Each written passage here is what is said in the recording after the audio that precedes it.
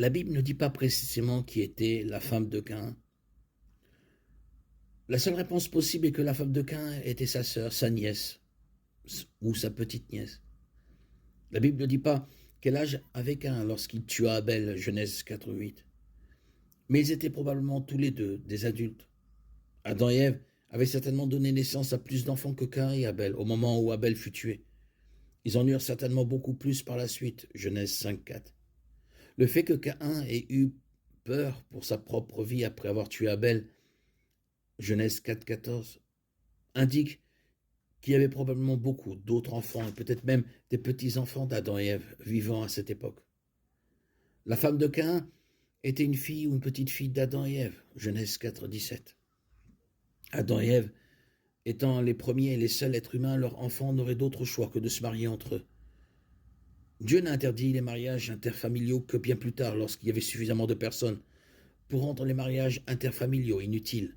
Lévitique 18:6-18. La raison pour laquelle l'inceste entraîne souvent des anomalies génétiques aujourd'hui est que lorsque deux personnes ayant des gènes similaires, c'est-à-dire un frère et une sœur, ont des enfants ensemble, il existe alors un risque élevé que leurs caractéristiques récessives deviennent dominantes.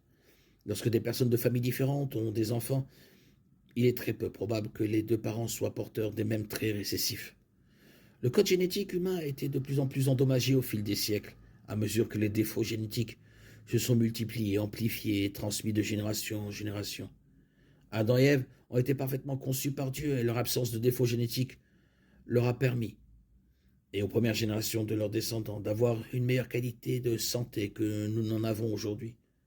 Lorsque le péché est entré dans le monde par la désobéissance d'Adam et Ève à Dieu, il a apporté la maladie, l'infirmité et une lignée compromise pour tous leurs descendants.